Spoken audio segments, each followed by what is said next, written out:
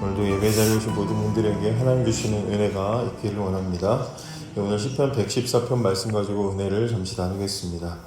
오늘 114편은 어제 보신 113편에 이어서 출애굽하게 하신 하나님을 찬양하는 이집트 할렐, 이집트 찬양시 이렇게 불리는 시입니다. 118편까지 계속해서 그런 주제를 가지고 노래하고 있습니다. 광야에서 이스라엘 백성과 함께 하셔서 이스라엘 백성을 구원해내신, 그래서 홍해와 요단강을 건너게 하시고 이스라엘 백성들이 가는 곳마다 온 땅이 흔들릴 정도로 하나님의 함께 하시는 하나님의 위엄과 능력을 나타나게 하신 것을 굉장히 시적으로 굉장히 그렇게 표현을 하고 있는 그런 시입니다.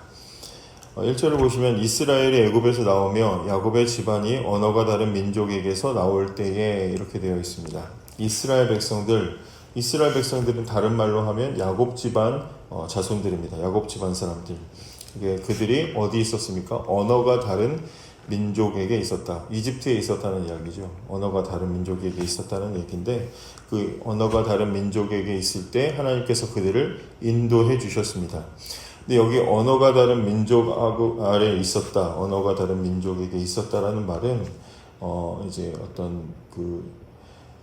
단순히 말이 다른 곳에 있었다라는 그런 정도의 의미가 아니라 억압당했고 폭력 가운데 있었다, 이런 그런 심정들을 표현하려고 사용하는 말입니다. 말이 안 통하는 곳에 힘든 어려운 상황 속에 눌려 있었다, 그런 얘기죠. 이스라엘 백성들이 이집트에 있는 동안 모진 억압과 고난과 서름을 당했던 것을 지금 1절에서 이런 언어가 다른 곳에 있었다라는 표현으로 알려주고 있는 것입니다. 그곳에 있을 때 이제 거기서 이제 나오게 되죠. 하나님의 인도하심으로. 그래서 하나님께서 그 억압받고 있었던 백성들을 이끌어내실 때 어떻게 됩니까? 2절에 유다는 여호와의 성소가 되고 이스라엘은 그의 영토가 되었다. 말은 이렇게 하지만 유다와 이스라엘을 분리해서 말하는 것은 아니고, 이제 이스라엘 백성들이 그 억압된 곳에서부터 하나님께서 건져내실 때 그들은 하나님의 성소가 되고 하나님의 영토가 되었다. 이제 그렇게 이야기할 수 있겠습니다. 3절을 보시면 바다가 보고 도망하며 요단은 물러갔으니, 우리가 이제 그림을 그리면 이스라엘 백성들을 하나님께서 출애굽시키셔가지고 쭉 가나안 땅으로 이끌어 가실 때 어떤 일들이 있었냐? 바다가 도망하고 요단은 물러갔다, 이렇게 되어 있습니다. 하나님께서 이스라엘 백성들을 구원하실 때 바다가 도망했답니다. 또 요단이 물러갔다. 무슨 얘기하는 거죠? 출애굽할 때 홍해 바다가 갈라져서 마치 물러가는 것처럼 마른 땅이 이렇게 나오는 거죠. 이제 그걸 물러갔다, 이렇게 시적으로 표현을 하는 것이고, 요단강이 갈라진 사건도 역시 물러가는 것이 도망친 것처럼 이제 그렇게 이야기를 하는 것입니다. 마치 자석이 같은 극을 이렇게 밀어내는 것처럼 하나님께서 하나님의 백성들을 데리고 쭉 오실 때 자연 만물들이 뒤로 싹 물러가면서 마치 하나님을 두려워해서 다 물러가는 것처럼 지금 그렇게 의인화해서 표현을 하고 있는 것이죠. 제가 시편에서 보면서 제일 시적으로 지금 표현하고 있는 것 같습니다. 이제 그렇게 이야기를 하고 있고요. 그래서 홍해와 요단강이 뒤로 물러가는 것처럼 하나님의 백성들이 발을 내딛는 곳마다, 하나님이 임재하시면서 함께 하실 때 발을 내딛는 곳마다 이스라엘과 함께 하시는 그 하나님 앞에서 모든 자연 만물들이 뒤로 물러가는 것을 묘사합니다. 계속해서 같은 이제 그런 이제 분위기로, 그런 느낌으로 4절도 산들은 수장들 같이 뛰놀며 작은 산들은 어린 양들 같이 뛰었도다. 계속해서 이스라엘 백성들이 가는 곳마다 가나안 땅을 향해서 나아갈 때 하나님께서 그들과 함께 하셨는데, 이때 자연 만물들이 그렇게 반응했다. 이제 이걸 이렇게 표현하는 것입니다. 막 뛰놀았다 얘기하는데, 어떻게 보면 바다와 강물은 어떻습니까? 정형화될 수 없는 것들이죠. 정형화될 수 없는 것들인데, 하나님이 함께 하시는 백성들과 함께 하실 때 정형화될 수 없는 것들도 뒤로 물러갔고, 그 다음에 산은 어떻습니까? 산과 산들, 이건 다 어떻습니까? 거의 보통 변화가 없는 것들이죠. 그런데 변화가 없는 그런 고정된 것들도 하나님이 함께 하실 때 다 움직이고 흔들렸다. 이제 이런 이야기들을 하고 있는 것입니다. 하나님이 그의 백성과 함께 등장하실 때 모든 것들이 마치 춤추는 것처럼, 뛰노는 것처럼, 혹은 때로는 두려워서 도망가는 것처럼, 그렇게 모든 것들이 다 새로운 질서들을 보이게 됐다. 이렇게 이해를 할 수가 있겠습니다. 그리고 이제 5절과 6절에서는 다시 묻습니다. 자연 만물을 향해서 이 시인이 묻습니다. 바다야 내가 도망하면 어찌함이며 요단아 내가 물러가면 어찌함인가.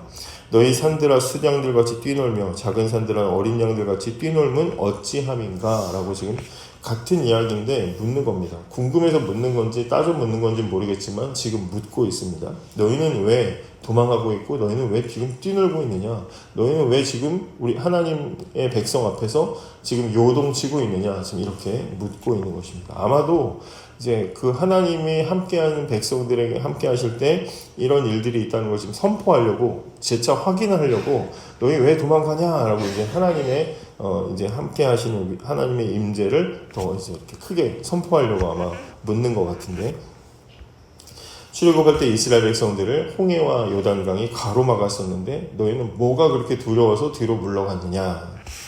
그러니까 이제 3, 4절에서 언급한 내용을 의문문으로 바꾼 것이긴 한데, 근데 차이점이 있다면 3절과 4절은 과거의 사건으로 말하는 것이라면 지금 5절과 6절은 현재형으로 지금 쓰고 있습니다. 지금 왜 물러가고 있냐, 지금 왜 요동하고 있냐 이렇게 묻습니다. 그러니까 무슨 얘기입니까? 시인이 과거에 있었던 선조들이 겪었던 출애굽 구원의 사건을, 출애굽 구원 때 하나님의 능력이 나타난 사건을 오늘의 사건으로 지금 표현을 하고 있는 것이죠.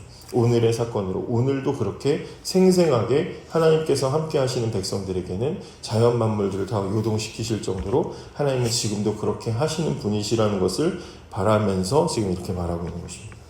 하나님의 역사는 늘 현재형이죠. 하나님의 역사는 늘 현재형입니다.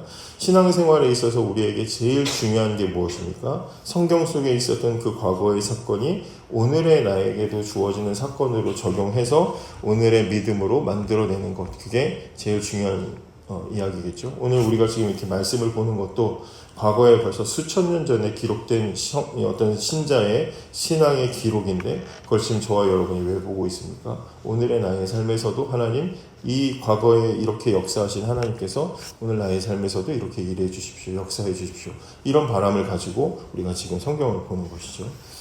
그런 일들이 저와 여러분들에게 있길 원합니다. 이 과거의 사건으로 머무는 것이 아니라 오늘 우리가 이 땅을 살아갈 때 우리가 분명히 보았던, 다니엘이 경험하고 다윗이 경험하고 요셉이 경험하고 많은 믿음의 사람들이 경험했던 그 하나님께서 저와 여러분들의 삶에서도 오늘 동일하게 일하시기를 축복합니다. 7절에 보시면 땅이여 너는 주 앞 곧 야곱의 하나님 앞에서 떨지어다 이렇게 되어 있습니다. 올바른 번역은 땅이여 주 앞에서 떨어라, 야곱의 하나님 앞에서 떨어라 이렇게 되어 있는데, 여기 땅이라는 것은 이제 온 세상을 의미합니다. 온 세상. 시인이 하는 이 기도는 이스라엘을 넘어서 이제 온 세상을 향해서 기도를 하고 있습니다. 근데 여기 앞에서라는 것이 두 번이나 반복되어 있는데, 이것은 뭐냐면 하나님이 이제 직접 이곳에 임재하신 상황을 이야기하고 있습니다. 하나님이 지금 온 세상 앞에 임재하고 계십니다. 그때 어떤 반응이 나타납니까? 떨지어다라고 되어 있습니다. 떨지어다, 떨어라. 근데 이것은 이 책을 찾아보니까 완전히 다른 두 가지 버전으로 두 가지의 해석이 나옵니다. 하나는 산모가 아이를 낳을 때 고통스러워서 몸을 비트는 것처럼 고통을 강조하는 그런 표현으로 떨지어다 이렇게 될 수도 있고, 또 하나는 즐겁게 춤춘다라는 의미로 떨지어다 이렇게 해석하는 학자들도 있습니다. 그래서 고통 속에서 몸을 비트는 것으로 해석을 하면 바다와 강이 도망치고 산이 뛰놀았던 것처럼 하나님의 임재 앞에서 두려워 떠는 모습으로 이해를 할 수도 있고, 후자의 경우에는 출애굽 때 바다와 강이 두려워하면서 갈라졌지만 이제는 하나님이 함께 하시는 것이 기뻐서 춤추고 뛰놀아야 된다는 의미로 해석을 할 수가 있습니다. 이제 아마 다음 절의 흐름으로 봤을 때는 두려워서 진동하고 물러가고 위축되는 내용보다는 앞으로 하나님의 임재 앞에서 기쁨의 춤을 춘다라는 것으로 해석하는 것이 더 옳다고 볼 수가 있습니다. 그래서 온 세상을 향해서 이제 하나님이 친히 이곳에 오셨으니 기쁨의 춤을 춥시다. 기쁨의 춤을 추고 뛰놀아라. 이제 이렇게 이해하는 것이 더 올 것 같습니다. 8절을 보시면 그가 반석을 쳐서 문물이 되게 하시며 차돌로 샘물이 되게 하셨도다. 이제는 그거죠.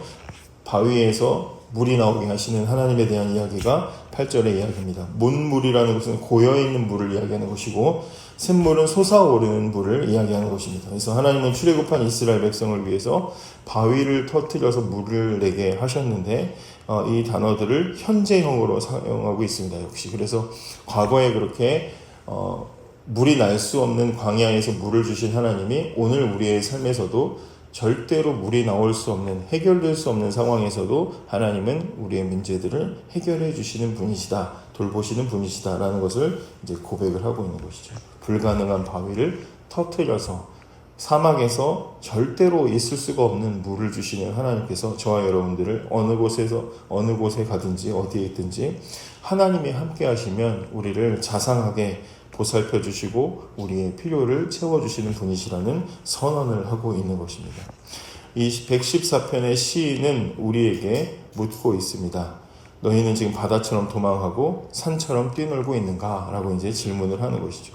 이집트에서 이스라엘을 건지신 하나님, 홍해와 요단을 물러가게 하시고 반석에서 물을 내게 하신 그 하나님께서는 그때의 하나님만이 아니라 오늘 저와 여러분의 하나님이 되시는 줄을 믿으시기 바랍니다.